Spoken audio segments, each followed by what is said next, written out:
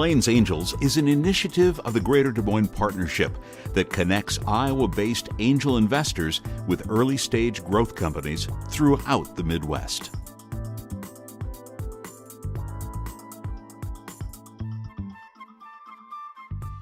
Oh, no, not yet. Not yet. All right, so the marriage analogy has been used quite a bit, where you're essentially getting married to the investor. And there's a concept called the lead investor. And I think that an analogy that works better for the lead investor is the mother-in-law. And the reason, because there's good reason behind it. This is the person who is essentially setting terms of the deal, the real terms of the deal. When you go to raise money, there's going to be leaders and there will be followers. Anytime you pitch to an angel group or a group of investors outside of a formal group, people aren't going to just jump up and say, I'm ready to invest in you or your group. They're going to want somebody to do the dirty work, the homework of digging through all of the paperwork we've talked about. Somebody who says, yes, not only do you have a company, but you actually have a product that has a market somewhere. So they're going to evaluate you at a deeper level. As they invest in you or your company, they're also looking at putting their own money behind all of that homework that's going on. So imagine if you were the deal room that Darian had shared, or at least the high level titles. Going through every single document in that due diligence process, easily a week to 2 weeks worth of work. The person doing the due diligence may have seen those documents. Like in my case, I see the Brown-Lennox documents and more than half the deals, right? Hopefully. Hopefully. I know what Joe or Drew have typically drafted in that set of documents. But not because I'm not trusting them. I need to protect myself. I will always read what's in those documents. I may not understand everything, and I may ask questions time and time again. It may be the same question. Both of these guys have heard the same question from me multiple times. But the key is, going through due diligence before buying into a company takes time, takes effort. And if I am willing to say that I'll put $500 behind it, if I happen to have 100 times more, why wouldn't I put the 50,000 and take that out? Now, so this the lead investor will typically take a nice large chunk off the company. Now, think about the people sitting around that other table, the group of investors. Chances are they're sitting together because they trust each other. And if one person takes the lead and does that homework, the other 1, 2, 4, 5 will follow. Not because they don't want to do the homework, but because they trust the person who's done it. And many of the angel rounds don't get filled because there's nobody willing to lead. It's not that the deal is bad, but there's nobody willing to do the homework. So we got to find in that group a person who can be our biggest cheerleader. As a startup, you need that cheerleader. So as you're going through a presentation to a group of potential investors, think about the person who's asking not the question that's designed to throw you off your game, but the deep question about your business, the emotional connection to you, the presenter. There will always be people in the room who want to confuse you, who don't want to believe what you're saying, who have the distrusting questions. I think you're getting the idea of the type of questions you're getting, but there is a different type of question you're going to get that delves deeper into your business. What got you interested? That's likely a candidate for a lead investor. That's the person. If you can connect with that person, that person's going to stay with you past that meeting, past the first, second, third, fourth meeting, and probably help lead that. There's no guarantee behind it. That person may actually become a board member. That person may become your closest advisor. That may become the biggest pain in the butt. But that's the person who's likely to keep you honest because they trusted you earliest. And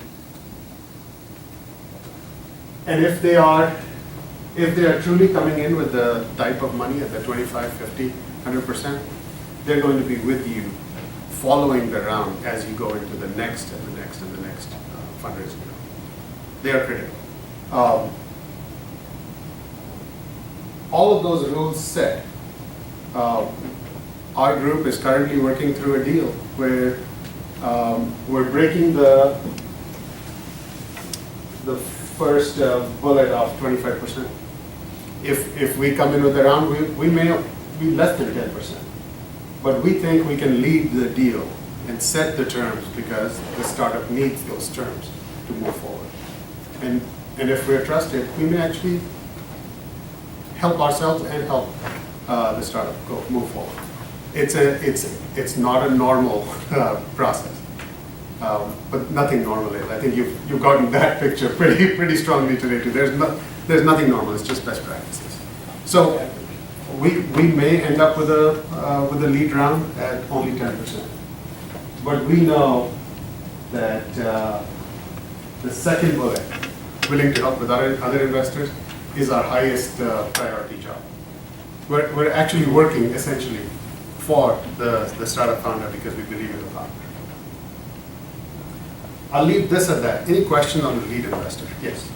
Do you think an entrepreneur should explicitly say to potential investors that they are looking for a lead investor, or keep that open and see who steps up? I wouldn't ask that question, but if you have a lead, disclose that. That you have somebody willing to lead, and they are, typically if you have that lead investor, you're going to have the term sheet. So we go back to that question earlier in the day. Would you present the term sheets early in the presentation? If you have it, present it. Because you're also taking away all of the background work that anybody in that presentation audience would have to do the due diligence. I personally wouldn't ask for the lead investor while you're presenting, but disclose it if you have. Irene, would you say anything different to that? No, I think if you're pitching and you don't have a lead yet, then that's one thing. Generally what I would do is add a slide at the end of the deck. Like it starts off, it says, hey, we're seeking X amount of funding. And then eventually you'll be able to say, we're seeking 500,000 of which we have 200,000 committed, is how I would phrase that. And then answer the question as appropriate in the Q&A after the pitch. I would add though, if you know of somebody that's well known in your industry, well known in your space, who you think might be an active investor, privately, you should approach them and say, after you ask, are you accredited, to make sure, would you be interested in being my lead investor? Yeah, because again, if you're medical device company, if one of the renowned surgeons in the country that uses these devices every day is your lead investor, let me tell you, a whole lot more people are going to follow. So it isn't always, okay, somebody got 25% or went to 25% of the deal. We're in a deal where who does it is more important than how much they put in. So they could be the lead investor and not the majority, not have the biggest stake. Or not even near. Yeah, again, it's especially in earlier rounds, those investors are the people that are helping you. It's not just their money, it's their Rolodex connections, ability to open doors, advice to you. So how do you put a percentage valuation on that if a lot of it is in kind? It's not in kind. Oh, it's never in kind. No, It's never in kind. Yeah. They do it out of, if you're in the angel world, you don't charge for the work you do for the people who invest in. I mean, you do it because the word angel comes from the fact that you're helpful. And basically, if I'm putting money in a deal, I'm there for that person. Not just my money, I'm there with my time. If I've got somebody who needs help with a financial model and I can do that, then I'm going to help them. If I need to make a phone call on their behalf, I'm going to do that. And if I don't know how to do it myself, I'm going to reach out on their behalf. And certainly your lead needs to be able to have credibility within the industry, or maybe it's somebody that knows how to get things through FDA 510 or whatever it is in the medical world. Somebody's going to really make a difference in your company. More than anything, from a finishing round standpoint, is somebody with credibility. It's somebody that says, wow, really, that guy put money in the deal? That gal's in there, she's in there? you know, if it's a, give you an example, if there's a publishing company deal per se, and it's leaked out or told out, Connie Weimer's leading this deal. Okay, that woman rocks the publishing industry in this area. A whole bunch of people are gonna line up and say, can I get in? Simply because they heard that Connie is leading the deal. And from the other side, most angel investors aren't just seeking alpha for that investment. They are in that investment because they want to make a difference past the money. You can always invest money in the public markets and have, 9 to 11% return just in the S&P 500. Hold it long enough, you'll get that. The angel investors want to get in differently because they want to help grow. They're true believers.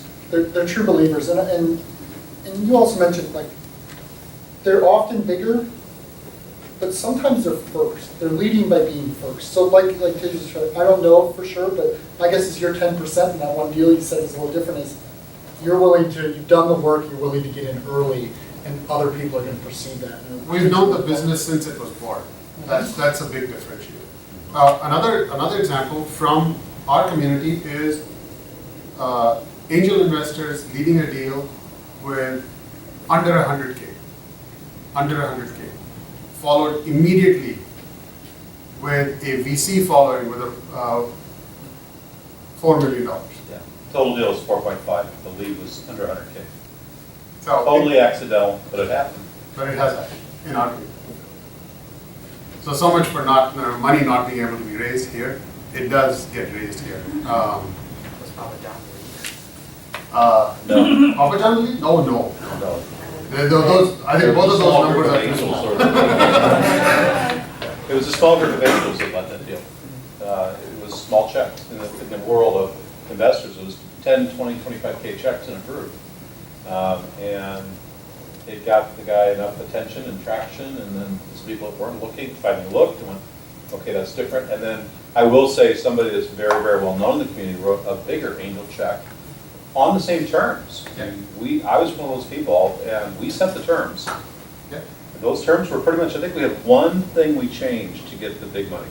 They came back and said, look, we found the last 2 million or 3 million. Would you change one little term? I'm like, yeah. Are you kidding me? And as an angel, you have to be a good actor. You can't be a jerk and stop a deal. But at the same time, and at the same time, so now I'm going to a third deal where I'm a part of this deal, and I have no reason to ask my personal network to help further with this deal. I could rely on the company's salespeople to sell that product. But Mike and I were in a car and having a conversation with others in the industry, trying to just set up meetings. We don't have a commission. I don't have a commission in that. I just want to see the company succeed. That's my role as an angel investor. I have no other benefit coming from it other than to see the company succeed. Most angels, that's absolutely true. It's not just about the money. You're not there just for the money. It is much easier and much less stressful to just put the money in the market. Believe me, because it's not nights and weekends. And the phone calls are hard. You love the phone calls when things are going great, okay? But there's the phone calls and meetings when things are really going bad, and they aren't 10-minute calls, and they're not simple. They're emotionally challenging, and that's why you're there, is to help those people succeed.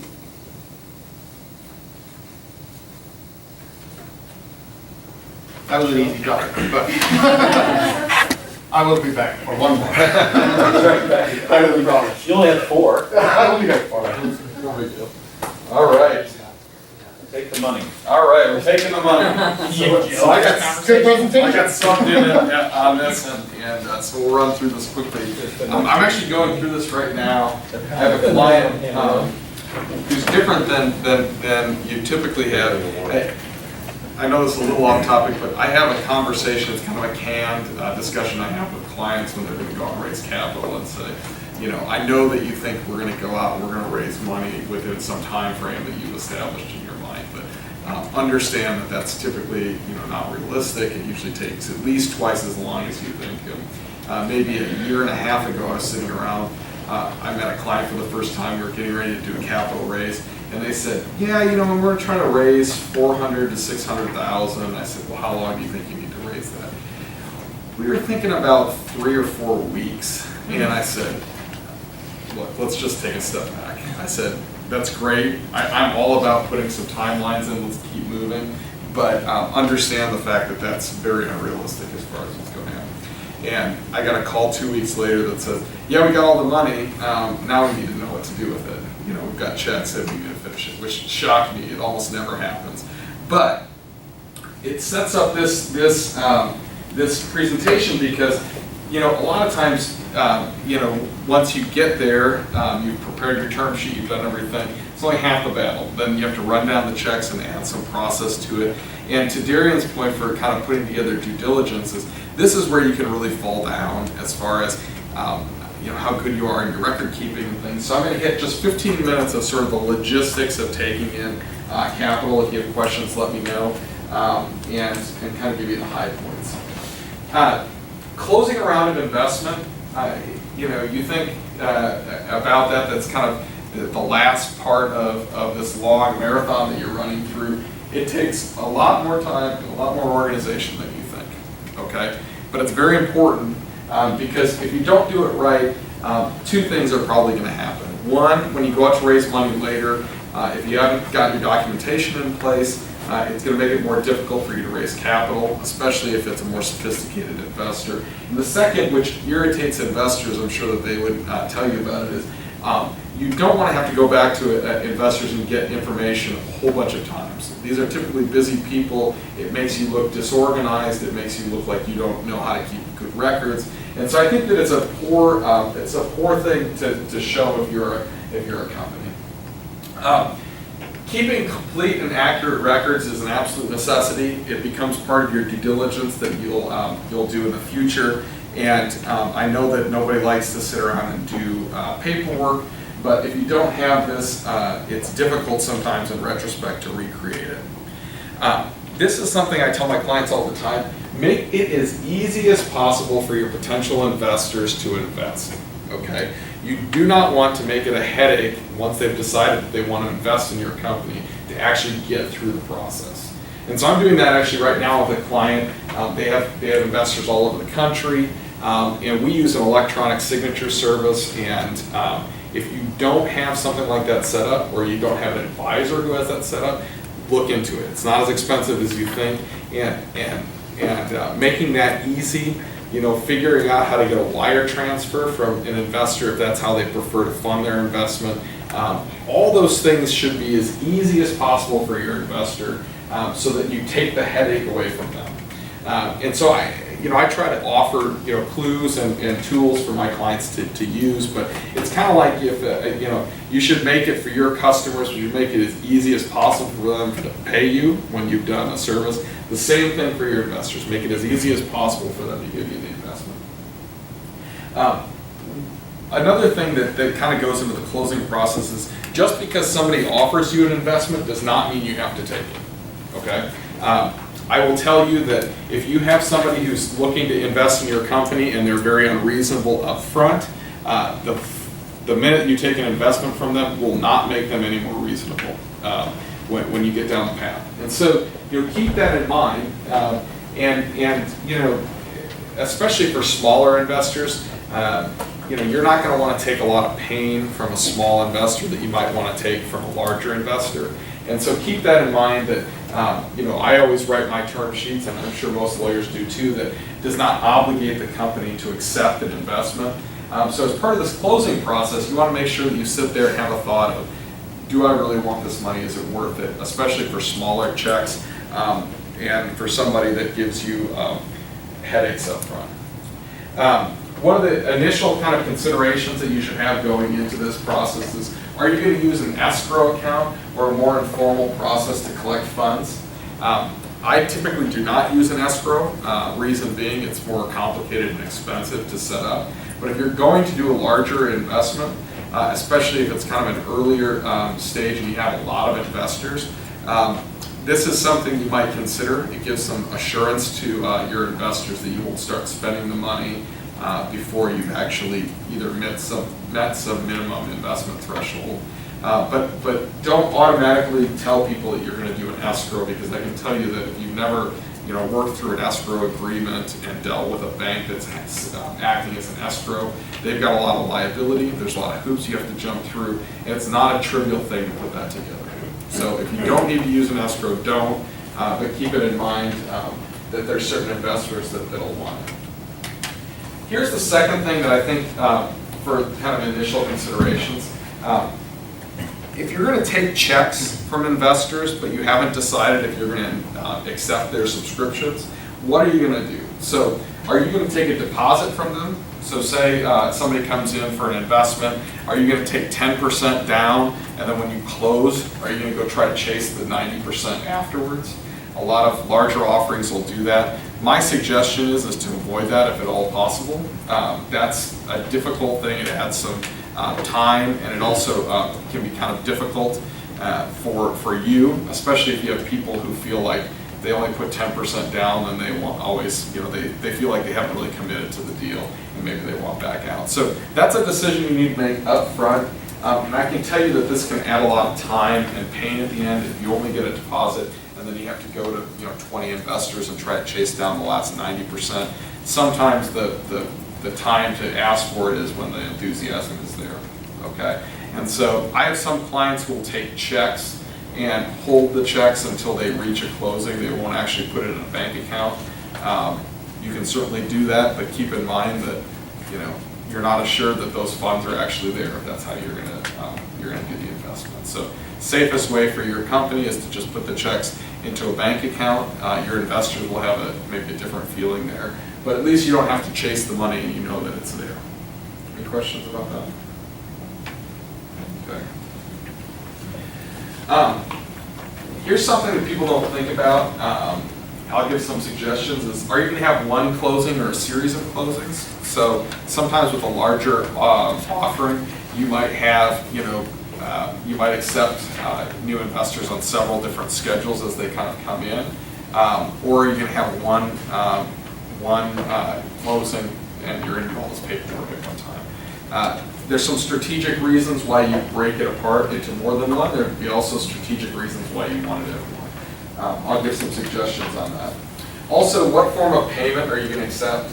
Checks, wire transfers, something else. That all goes into making it as easy as possible for your investors to actually cut you a check and become involved in your offering. But you need to think about that up front. Are there any logistical issues that you need to go through?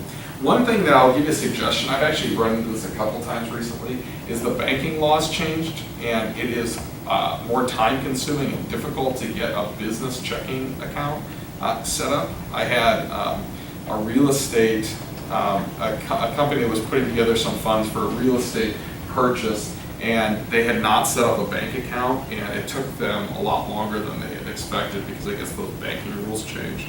So keep that in mind, that if that shouldn't be the last thought that you put in is, do I have an actual account to put this money in when it's time to close? The last thing you want to do is wait 2 or 3 weeks while you fight through some paperwork with the bank. So that's a new thing. I would say within the last year and a half that's become more of an issue. But keep that in mind. Have a place to put it. All right, tips. Get all the information you need before you formally accept the subscription and close, okay? And get it all in one spot. A good subscription agreement, which is typically what we would use for an investor, will ask all sorts of information that you feel like is unnecessary, but you need to have at some point. Social security numbers, what form your investor wants to hold. Do they want to hold their investment individually? Do they want to hold it through an IRA? Do they want to have it in a trust? Are they going to hold it jointly with a spouse? All those things should be asked up front and in one time, okay? I can tell you that nobody likes to get multiple emails asking for information that really can be consolidated. And think through, there might be things like, for instance, a big thing in Iowa is sort of an investment tax credit program that some of my clients are using. And there's some information that you may need to get for other purposes that you may want to think about up front. Use your advisors to help you think of those things, but try to get it all in one shot as opposed to going back to your investors.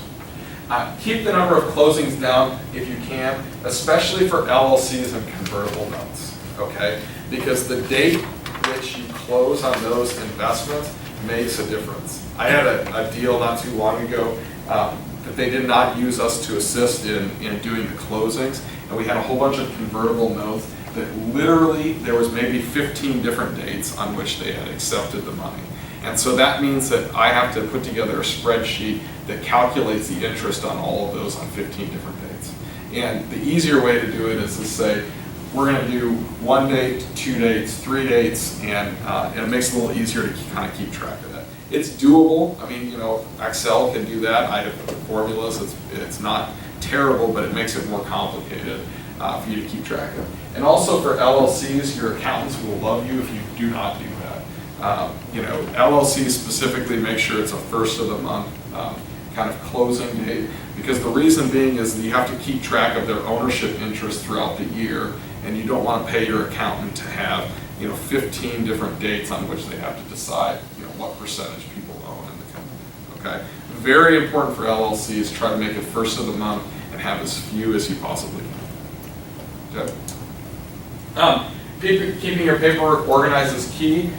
You'll likely need it in the future. Subscription agreements are very important, and it's one of those things where keeping them available electronically, I think, is great, especially if there's any question from somebody about what their interest is or what they agreed to invest. And also keep in mind that there's some promises that if your documents are done correctly, there's some promises your investors make to you in those subscription agreements that you're going to want to keep track of. Okay, so keep that in mind. Keep it as organized as you can. Consult with your legal and tax advisor to confirm you get the information you need, especially complete tax returns. I said before, consider using electronic signature services to complete paperwork. I think that they're great. They are legal in Iowa. I have had to fight with the Iowa Secretary of State, and there's multiple reasons why those work, but for nothing else, then it keeps it in one spot, and it's easy to kind of throw into a Dropbox or an electronic place. You will get some pushback sometimes for older investors who don't use email regularly. Most of the services are fairly easy to get on the phone with somebody and walk them through. So I like to do that and try to do as much as possible. Make sure your subscription agreement supports the securities exemption on which you will rely. So that is a very complicated bullet point that I put together. I'm not impressed with my wording on it, but the idea is that I'm a securities lawyer, and there are certain kind of triggering events for your securities exemption that will rely on investment intent of the people who invest in your offering. And so, you need to think through and make sure your advisors have thought through that you have all that in place so that you can, you have something, tangible to rely on to show you that you've hit those marks. All right, I think that is it. Any questions about mechanics?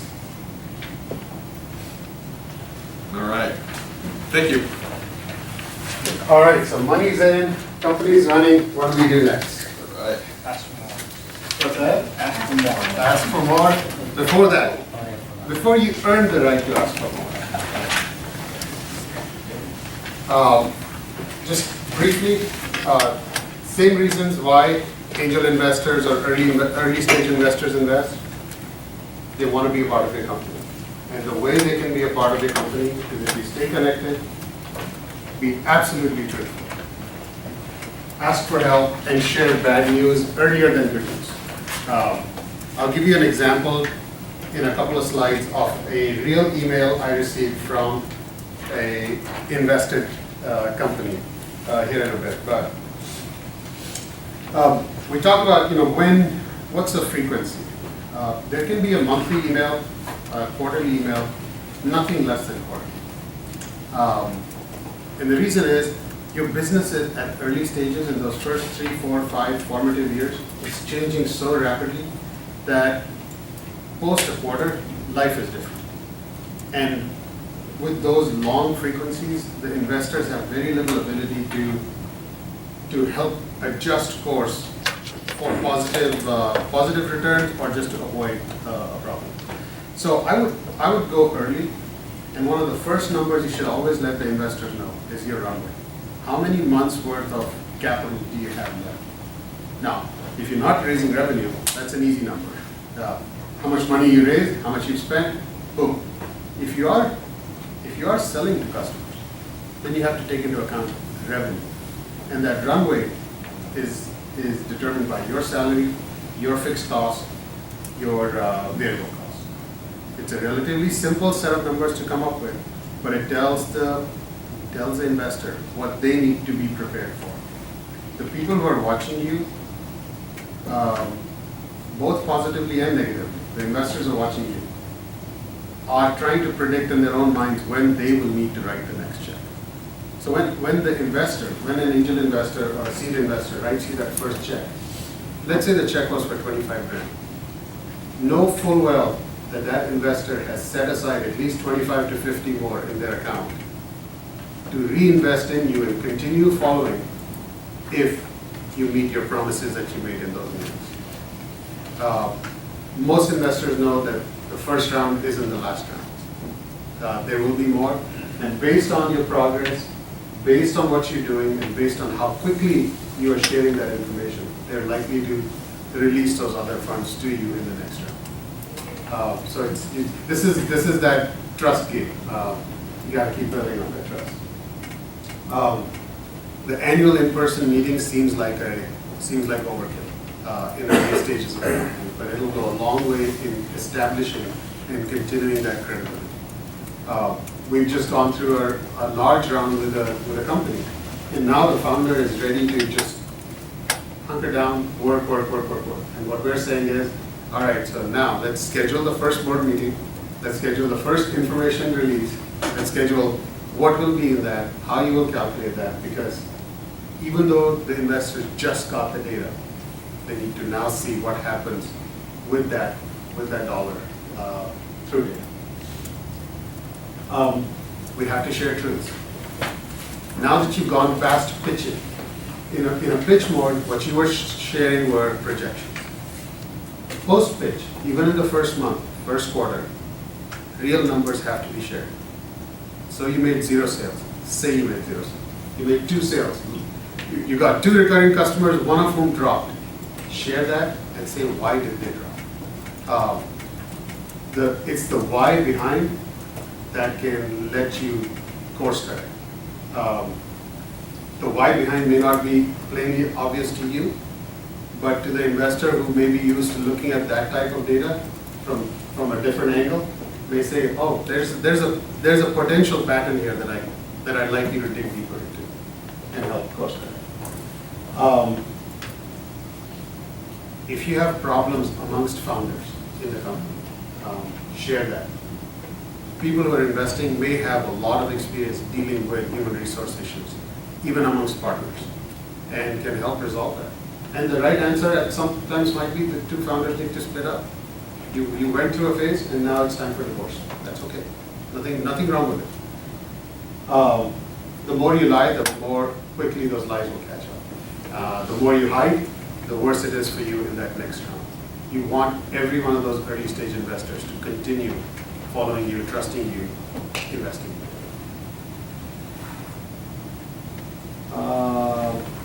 Ask for guidance, ask for mentorship, ask for connections to mentors, and keep asking for advice. These people want to be your partners. The last bullet is important. You are limited on funds, but many investors, because they're doing this for passion, not just returns, they can fill in voids in your C-suite for a while. They're not going to be your free employee for a long time, but they can help come in, set up, look at the financial model as a CFO would, look at a marketing plan as a CMO would, look at a technology plan, do the scope of work, all of those things with you, for you, generally for free, because they want to see the succeed. So use it. I received this email last week. I've cleansed it, sanitized it. But in these 3 lines, is there anything I can do for this company? Right there. Well, I've cleansed it, so it's not grammatically there anymore. But this was a quarterly email, and the company is saying, we're operating. Bang, that's negative right there, because I know something's bad. We're able to make payroll, holy shit, something's bad. Our landlords allowed us to continue to operate and defer rent, and the word miracle. This company is close to done, if not already, right? In the last quarter, they had signals. The fact that they say they're operating, they had some numbers in their head or on their spreadsheets that they could have shared. They could have shared chances, potential for layoffs. If I let somebody go, if I reduce salaries, can I make a change? The fact that they had obligations, they knew that they had a finger on accounts payable. They could have monitored that. They could have asked for help. They negotiated with the landlord, and miracles. That's not going to happen. Nobody's going to do a cash infusion with that kind of an email coming out to investors. This is a real email from last week. Obviously, the email was longer, but when it's open with that, I knew the company was done.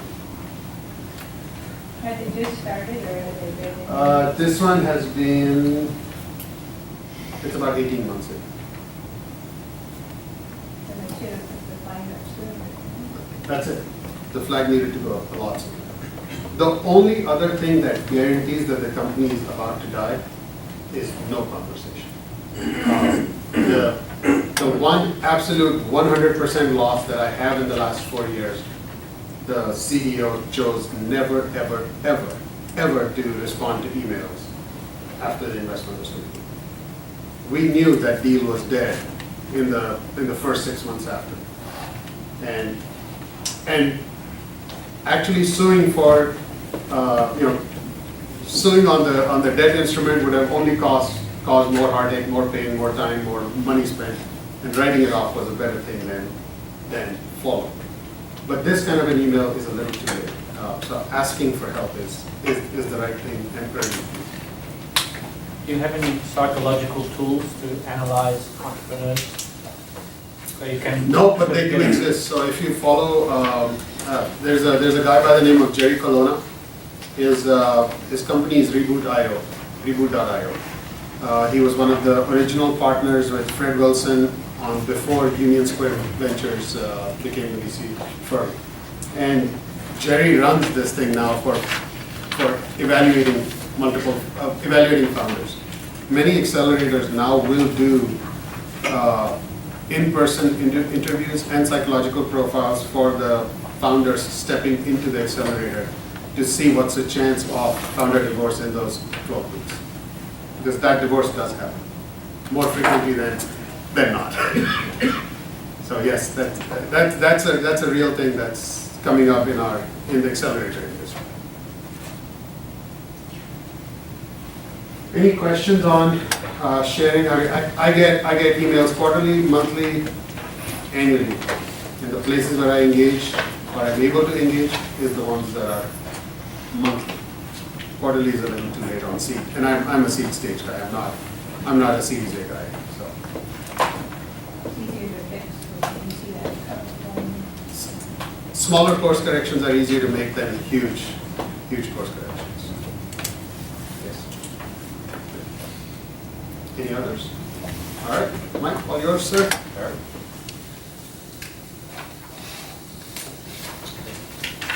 Well, that brings us to the end. Yes, final thoughts? Good luck. I think that hopefully you didn't walk away feeling like, oh my God, this is so huge, I can never do it. You can do it. Many have done it. I've been talking to some people here today that have done it and do invest. I think that if I could give you any guidance as just a wrap-up thought is, all the advanced preparation you can do and organizational stuff you can do will pay off later. And it isn't about having a deal room ready to go per se. It's I've had clients have to call their lawyers and pay the lawyers the legal fees to find all their documents and pull them all back together. It's a lot of money for not pulling the Dropbox and scanning documents and dumping it in. I've heard the word too busy too many times, and if you're as an investor, if you're too busy to save money, I'm a little scared. So the things you do that are visible are cues to your investors, your partners, your employees, your customers. And when you're in that CEO seat, the microscope is just horribly intense, and we evaluate everything. We don't consciously do it, but after a while, it just adds up. You just see it and realize that it's there. So, I guess going away from this, there's a lot of resources in town. I'm one of them. There's a lot of other resources. Feel free to call out on us, and I think the benefit of being in a smaller town like this, when it's a small town, is kind of everybody knows everybody. And you can reach out to 4 or 5 people and ask a question. What do you think of this? Does this sound right? What would you do? You're here to get some good answers, and I encourage you to do it. With that, I believe we have drinks ready to go, and I can tell you that you will all receive an email asking for your opinions about what you thought of the session. We plan to do it every 6 months, so what I really need to hear is how can I make it better? What can we do differently? What worked, what didn't? And we don't want to kill you with like 50 questions. We don't do that, so we just love open text. But we really would appreciate 5 minutes of your time to say, okay, for the next group that comes through this, what can we do to make it better? So with that, thank you all.